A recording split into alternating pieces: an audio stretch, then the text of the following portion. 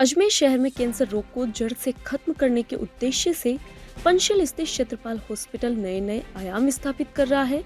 इसी के तहत हॉस्पिटल में कंसल्टेंट मेडिकल ऑन्कोलॉजिस्ट के तौर पर डॉक्टर आशीष दाइमा ने अपनी नियमित सेवाएं शुरू कर दी है। कैंसर रोगी उपचार के लिए सोमवार से शनिवार सुबह 10 बजे से शाम 5 बजे तक हॉस्पिटल में विजिट कर सकता है। कंसल्टेंट मेडिकल ऑन्कोलॉजिस्ट डॉक्टर आशीष दाइमा ने जानकारी देते हुए बताया कि कीमोथेरेपी, टारगेट थेरेपी व इम्यूनोथेरेपी के द्वारा कैंसर रोग का निदान क्षेत्रपाल हॉस्पिटल में उपलब्ध है।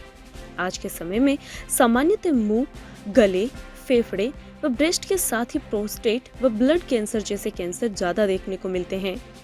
मुंह व गले के कैंसर में लक्षणों के तौर पर लंबे समय तक मुंह में किसी तरह का कोई छाला होना, गले में गांठ होना, वहीं फेफड़ों के कैंसर में लंबे समय से खांसी होना, ब्रेस्ट कैंसर में ब्रेस्ट में कोई लंप होना, साथ ही प्रोस्टेट व ब्लड कैंसर ज्यादा देखने को मिलता है, जिसमें अचानक से वजन में कमी व भूख कम लगना जैसे लक्षण देखने को मिलते हैं।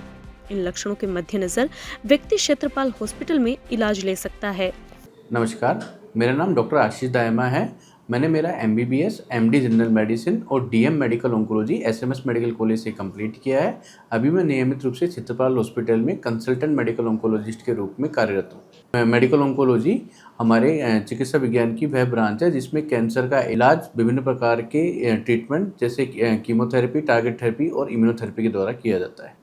आजकल के हिसाब से देखा जाए तो सबसे इम्पोर्टेंट और सबसे कॉमन जो कैंसर्स हैं वो मुंह का कैंसर, गले का कैंसर, इसके सिम्टम्स आते हैं जैसे छाला जो लंबे समय से ठीक नहीं होना, गर्दन में गांठ होना, फिर फेफड़ों का कैंसर जिसे लंग कैंसर कहते हैं, लंबे समय से खांसी, खांसी में खून आना, ब्रेस्ट कैंसर, ब्रेस्ट के अंदर कोई लंप होना। इसके अलावा विभिन्न प्रकार के कैंसर जैसे पेट का कैंसर, खाने की नली का कैंसर, प्रोस्टेट एवं ब्लड कैंसर होते हैं। इनके अन्य सिम्टम्स में अचानक वजन कम होना, भूख कम लगना, ये सिम्टम्स भी कॉमन होते हैं सर। जी, बिल्कुल सही कहा आपने। कैंसर की स्टेज हम यूजुअली कैंसर को 1 से लेकर 4 स्टेज में डिवाइड करते हैं, लेकिन हमने देखा है, जिसको मैं एग्जांपल की तरह बताता हूँ कि जैसे ब्रेस्ट कैंसर है उसको स्टेज 1 में अगर ट्रीट किया जाए तो 95% से ज़्यादा चांसेस हैं उसका पूर्णतः ठीक होने का।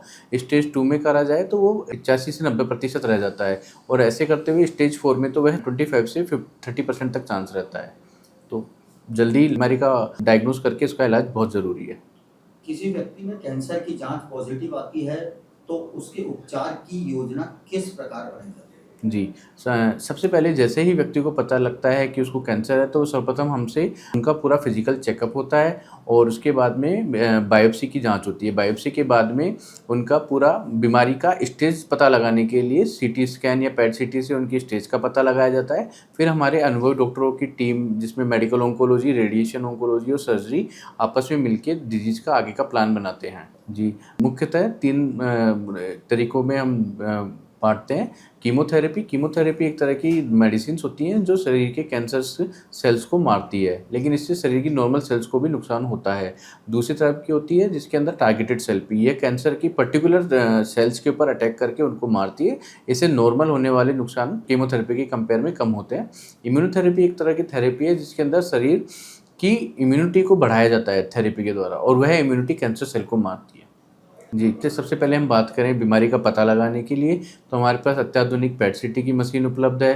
ट्रीटमेंट के लिए हमारे पास इन्वेजिव सर्जरी, इसके अलावा रेडियोथेरेपी की मशीन्स उपलब्ध है, और कीमोथेरेपी के अंदर कीमोथेरेपी, टारगेट थेरेपी, इम्यूनोथेरेपी सभी प्रकार के ट्रीटमेंट के द्वारा मरीज़ का इलाज किया जा रहा है। डॉक्टर साहब, कैंसर से जूझ रहे लोगों व आमजन को क्या संदेश देना चाहिए?